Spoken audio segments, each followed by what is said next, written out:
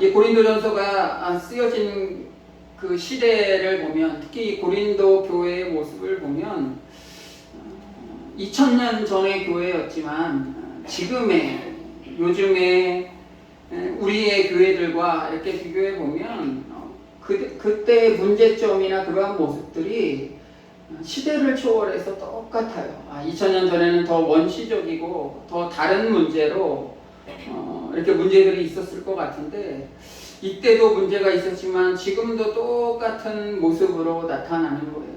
교회 안에 또는 교회를 둘러싼 그런 환경 가운데 보면 우상 문화가 많이 넘쳐나죠. 또 교회들 안에서, 교회들 안에서 분열들이 일어나요.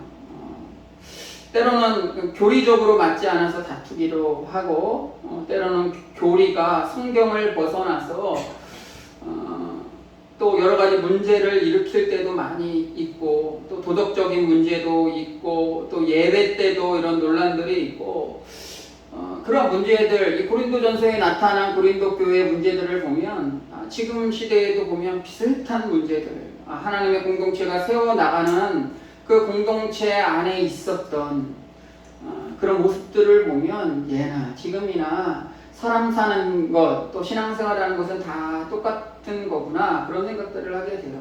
그러면서 한 가지 위로받는 게 뭐냐면, 교회 안에 어떤 다툼들이 있잖아요. 교회 안에 여러 가지 의견이 맞지 않아서 또는 여러 가지 이익 때문에 다투는 그런 모습들을 보면, 이때 당시에 고린도 교회에 또는 초대 교회에 보면 사도 바울이 이렇게 지나다니면서, 또는 사도들이 치리하며 다스렸던 그런 교회임에도 불구하고, 사도들이 했던 교회임에도 불구하고 그 안에 다툼이 있었는데, 지금은 오히려 더 심하지 않을까, 심해야 하지 않을까, 그런 생각들도 해요. 사도들이 치리하고 사도 바울이 직접 가서 말씀으로 가르치고 그랬음에도 불구하고 교회에 문제들이 많이 일어났는데, 우리 안에 있는 그런 교회가 사건 사고 없이 행복하게, 또 교회를 넘어서 우리 가정, 또 우리의 직장 이런 데 보면 우리가 살아가는 그런 공간 가운데 보면 다툼이 없으면 행복할 것 같고, 막 행복할 것만 같고, 그런데 오히려 그런 것들을 통해서 교회가 더 견고해졌던 것처럼 우리의 가정도, 우리가 택한 속해 있는 그런 공동체도 마찬가지인 것 같아요. 회사 같은 경우에 우리 생각해 보면 회장이 지시하는 대로 오케이 하면 처음에는 뭐 다툼이 없고 명령대로 하니까 다툼이 없어 보일 것 같지만 발전이 없을 것 같아요.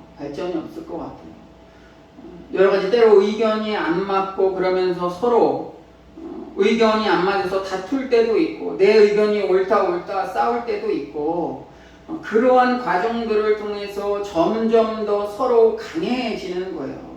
초대교회가 성장하고 많은 이들이 믿게 된, 그러니까 예루살렘 지역뿐만이 아니고 사방에서 퍼지어서 전파되었던 이유가 뭐였어요? 예루살렘 안에 핍박이 있었기 때문이잖아요. 핍박이 있었기 때문에 사람들이 피해 다니면서, 사도나 초대 공동체 멤버들이 피해 다니면서 도망 다니면서 전하는 거예요. 그러다 보니까 이방 땅까지 전해지고, 전혀 다른, 우리가 상상하지 못했던 지구의 끝까지, 사마리아 땅 끝까지 이르러 증인이 되라고 말씀하셨던 그 일들이 일어났던 게 이런 핍박과 고통들을 통해서 일어나는 거예요.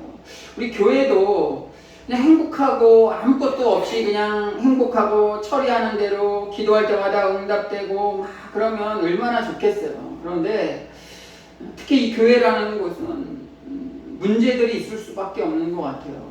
사단의 주 공격 대상은 어떤 일반적인 세상이나 이런 것이 아니고 영적인 교회, 기도하는 교회, 하나님 말씀이 살아 움직이는 교회에 더 강력하게 사단이 그거 공동체를 흐트러뜨리려고 노력하는 것이죠. 노력하는 거예요. 그 안에서 기도하면서, 그 안에서 기도하며 성숙해지면서 나가는 거예요. 예수님 시대에도 보면 제자들이 전할 때마다, 예수님이 전할 때마다 막 기적들이 다 일어났다고 생각해 보세요. 그럼 과연 땅끝까지 복음이 전파됐을까? 저는 아니었을 것 같아요. 사도행전에 나와 있는 것처럼 그냥 예루살렘 안에 모여가지고 여기가 행복해요, 여기가 좋아요, 여기가 좋습니다 하고 여기에 머물러 있을 것 같아요. 저도 생각해 보면 이렇게 지금까지 살아온 이런 것들을 생각해 보면 어떤 변화가 있었을 때는 뭔가 좋지 않는 일들이 일어났을 때 변화가 일어나요. 뭐 건강적인 것도 그렇고 어떤 목회적 상황도 그렇고 뭔가 내 뜻대로 안 될 때, 이렇게 해도 안 될 때, 막 이렇게 그 하나 되는 과정, 그런 과정들을 이렇게 경험하면서 이게 목회구나, 이게 현장에서 목회할 때 정말 필요한 것이구나 깨닫는 순간들이 와요. 근데 잘 될 때보다 그렇지 않을 때, 뭔가 의견이 안 맞고 그거 아닌 것 같아요 할 때 오히려 더 많이 생각하게 되고 그런 것 같아요. 그래서 어떨 때 제가 교회를 전도사 사역을 한 6곳 정도 이렇게 지나쳤던 것 같아요. 근데 어느 교회는 너무 좋아요. 제가 이렇게 말씀 전하면 우리 전도사님 아멘 하고 전도사님이 하시는 대로 다 하겠습니다. 뭐 재정 청구하면 나오고 어디 가겠습니다. 뭐 오케이 하는데 거기서는 뭐 별 문제 없이 많이 있었던 것 같아요. 문제 없이 잘 지내고 여기 참 행복하고 사람이 참 좋아. 그런데 가만히 생각해 보면 거기서는 배운 게 없어요. 배운 게 없고 제가 목회를 하는데 더 업그레이드 됐다고 그러나요? 그런 게 없었어요. 더 많은 책을 읽고 더 많이 연구하고 또 좀 더 많이 어떤 프로그램들을 개발할 때도 더 많이 알아보고 그러지 않았던 것 같아요. 그냥 그 전에 했었던 교회 경험 가지고 그냥 했는데 다 좋다 하니까 행복하게 목회한 것 같은데 가만히 생각해 보면 그때 뭐 성경을 더 깊이 묵상하지도 않았던 것 같고 다른 교회는 목회를 어떻게 하나 더 찾아보지도 않았었던 것 같고 그랬던 것 같아요. 근데 좀 힘들었었던 목회 사역지에서는 뭔가 이렇게 트러블이 있어요. 뭐 평신도 누구와 또 교회 리더들과 뭐 이렇게 트러블이 있어요. 그러면 저 사람들 목회를 알지도 못하면서 이런 생각들을 하면서 하는데 오히려 그런 순간에 저들이 인정할 때까지 뭘 하기 위해서 더 많이 준비하는 거예요. 또 그것을 놓고 하나 될 수 있도록 기도하는 거예요. 가만히 생각해 보면 그 지역에서 했었던 목회가 굉장히 힘들고 여기 빨리 떠나고 싶다 그런 생각들을 하게 됐지만 가만히 지금에 와서 생각해 보니까 그때만큼 더 투철하게 기도하고 준비하고 목회적 업그레이드가 있었던 그런 경험들이 그런 교회지 않았나 그런 생각들을 하게 되는 거 보면은 참 이 고린도 교회도 문제 많은 교회고 문란하고 도덕적인 문란이 있고 교리적으로 뭔가 다른 그런 문제들이 많이 있었지만 오히려 이 문제가 가장 많은 것 같은 이 고린도 전서 후서 보세요. 바울 서신이라고 하는 이 서신 중에 가장 길어요. 그러면서 우리가 뭐 고린도 전서 다 읽어보셨지만 사랑은 언제나 오래 참고 이거 아시죠? 사랑은 언제나 오냐는 그 사랑장이 바로 이 힘들고 도덕적으로 문란이 있고 가장 많이 다투는 것 같은 그런 교회에서 이런 엑기스, 사랑에 대한 엑기스 구절이 나오는 거예요. 정말 투철하게 싸우고 문제 있는 것 같은 곳에서 더 큰 사랑이 피어나는 걸 성경을 통해서 배우게 되잖아요. 다른 교회들보다 이 고린도 전후서에 나와 있는 이 구절이 장수로도 제일 많아요. 보면 그 이유가 있겠죠. 문제가 많으니까 해결해야 될 것이 많으니까 많이 얘기하는 거예요. 우리의 삶으로 돌아볼까요? 우리의 가정. 우리 교회 너무나 행복한 가정입니다. 제가 행복한 가족이라는 곳에서 일을 몇 년 동안 했었는데 거기 오시는 분들 다 행복해 보이지가 않아요. 다 힘들어 보여. 오면 짜증도 내고 힘들어하고 그러는데 그 애들은 다 행복하다고 그래요. 막 사진 같은 거 이렇게 찍고 그런 거 보여. 그런 걸 비난하는 게 아니고 행복하지 않지만 행복하지 않는 것 같은 상황 가운데서도 이 행복한 모습들을 보여주고 싶은 거예요. 우리도 이러한 모습으로 갈 수 있도록 노력해보자. 그러니까 긍정적으로 받아들일 수 있는 것 같아요. 그래서 우리는 이 땅에서 지금 사는 우리의 삶이 이게 만만치 않아요. 만만치 않고 힘들어요. 우리의 경험과 우리의 지식을 가지고 나아가기에는 너무나 힘든 상황 가운데 있어요. 그래서 우리의 지식과 지혜로 해결할 수 없으니까 우리는 우리의 지식과 경험으로 행하며 나아가는 사람들은 14절에 나와 있는 육적인 사람이에요. 육에 속한 사람이에요. 그러나 우리의 경험과 지혜와 이런 것들 가지고 나아가지 않고 오직 하나님께서 주시는 그런 지혜와 지식 가지고 말씀 가지고 따라가는 사람, 그런 영적인 사람이 되기 위해서 우리가 나아가야 된다는 것이죠. 고린도전서도 그래서 사도 바울이 그렇게 썼던 거예요. 12절 말씀 보시면 우리가 세상의 영을 받지 아니하고 오직 하나님으로부터 온 영을 받았으니 이는 우리로 하여금 하나님께서 우리에게 은혜로 주신 것을 알게 하려 하십니다. 이게 뭐예요? 주님 은혜를 주세요가 아니고 이미 우리에게 임한 거예요. 이미 우리에게 임한 거예요. 성령님 모시옵소서 우리가 이런 찬양도 드리고 하는데 정확하게 얘기하면 성령은 우리 안에 계세요. 우리와 함께 하셔요. 그것을 알게 하는 게 성령이에요. 그래서 기도할 때 보면 막 이렇게 주님 주시옵소서 어머하세 성령께서 오시옵소서 막 이렇게 기도하다가 어느 순간에 성령께서 함께 하실 때 깨닫게 되는 거예요. 아, 하나님이 우리와 함께 하셨구나.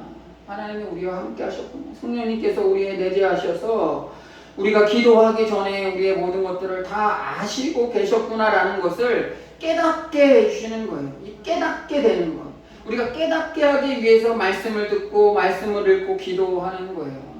우리가 말씀을 듣고 어떤 지식과 지혜를 더 얻고 이런 것보다 깨닫게 해주시는 거예요. 그런 영적인 사람이 되어야 되는 거예요. 그러나 이 땅에서의 삶은 육적인 사람으로 계속 가고자 하는 그런 유혹들에 살아갈 수밖에 없어요. 예수님도 인정하셨잖아요. 마음은 원이로되 마음은 원이로되 그랬어요. 마음은 원이로되 마음은 원이지만 그렇지 않다라고 그러는 거예요. 예수님도 경험하셨어요. 그러나 예수님은 이 육적인 몸을 가지고 오셨음에도 불구하고 완전하신 하나님의 그런 영적인 일들, 자기의 일들을 극복하면서 나아가셨던 분이시죠. 그래서 우리가 예수님을 닮아간다는 거예요. 육에 속하 있는 사람이지만, 육적인 몸을 가지고 태어난 사람들이지만, 그럼에도 불구하고 영적인 존재가 되라는 거예요. 영적인 존재가 되라는 거예요. 육에 속한 사람들의 특징이 있어요. 육에 속한 사람의 특징은 반대로 하나님의 성령을 받지 않은 거죠. 받지 않는 거예요.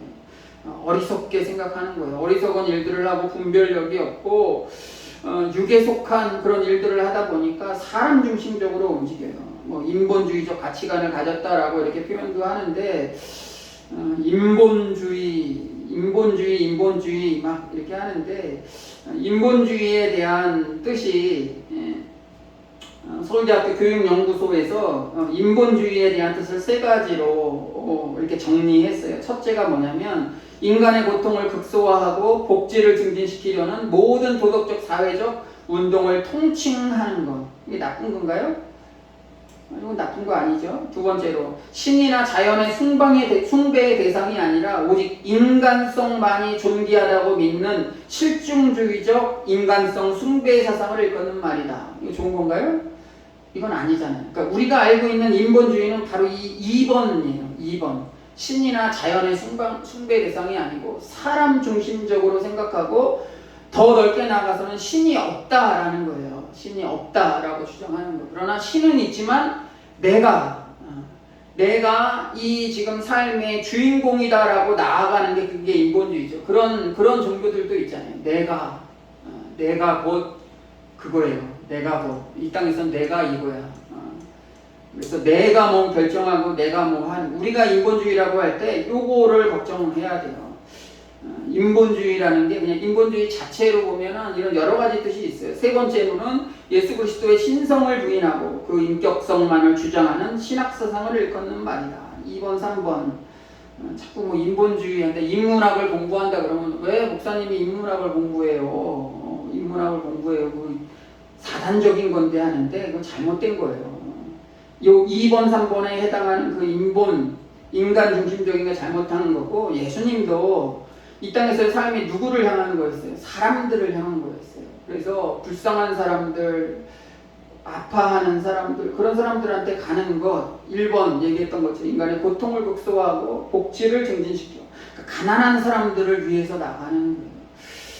그런 의미에 또 사람 사는 이야기, 사람이 어떠한 마음을 가져야 되는지 알아야 되잖아요. 그래서 저도 신학교 가서 한 학기 동안 이 인문학에 대해서 계속 이렇게 공부를 했어요. 다 까먹었지만 요즘은 뭐 인문학 도서들이 많이 나온다고 하는데 뭐 읽을 시간도 없고 여력도 없고 하여간 우리가 사람에 대해서 생각할 때 불쌍하다, 뭐 도와주고 싶다라고 이렇게 생각하는 것은 육적인 사람들은 그냥 돈 좀 던져주고 그냥 끝내버리지 하지만 영적인 사람들은 다르다라는 거예요.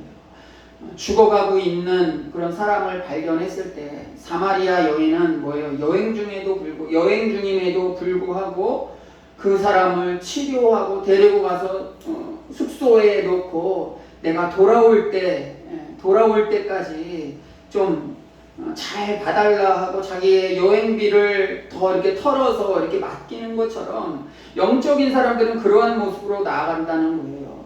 육적인 사람들은 아예 신경을 안 쓴다든지 아니면 그냥 몇 푼 던져주고 끝나고 그렇게 끝난다는 거예요. 우리가 교회 안에서도 이 육적인 생각으로 가는 사람들이 있고 영적인 생각으로 가는 사람들이 있어요. 그래서 이 육적인 사람들이 많이 모이고 교회 리더들이 많이 모이면 교회가 어떤 하나님의 일들보다 돈 중심적으로 움직이고 자랑하는 것 중심적으로 움직이고 그런 일들이 일어나고 있어요. 아마 고린도 교회도 그런 일들이 많이 있었던 것 같아요. 지금 교회도 많이 일어나죠. 그러다 보니까 교회 안에서 다툼이 일어나서 교회가 분열되고 갈라지고 하는 일들이 많이 일어난다는 거예요.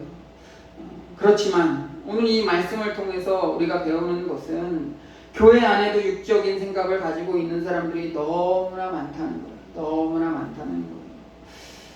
우리 말씀 읽으면서 우리 좀 깨달았으면 좋겠어요. 내가 육적인 사람인지 영적인 사람인지 깨달았으면 좋겠어요. 15절 말씀, 신령한 자는 모든 것을 판단하나 자기는 아무에게도 판단을 받지 아니하느니라.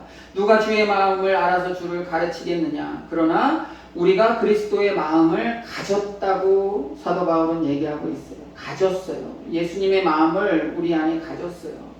그것을 우리가 발견하고 그 마음대로 하루하루 살아가다 보면 다툼이 있는 것 같고 전혀 대화가 안 되는 우리의 가정 가운데도 사랑으로 나아갈 수 있는 그런 틈이 나온다라는 것이고, 우리 직장에서도 도저히 용서할 수 없고 저 사람은 왜 저래 하는 사람 가운데서도 이 하나님의 마음, 신령한 마음으로 나아가는 사람들은 샬롬으로 나아가는 거예요. 평안을 서로 전해주고 서로 사랑의 공동체를 이끌어주고 하면서 나아갈 수 있는 사람, 그 그룹 가운데 이러한 마음으로 다가가는 사람들이 있다면 그 공동체는 점점 더 사랑이 넘치는 그리스도의 마음을 가지고 나아가는 그런 공동체로 발전될 가능성이 크다고 성경은 얘기하고 있잖아요.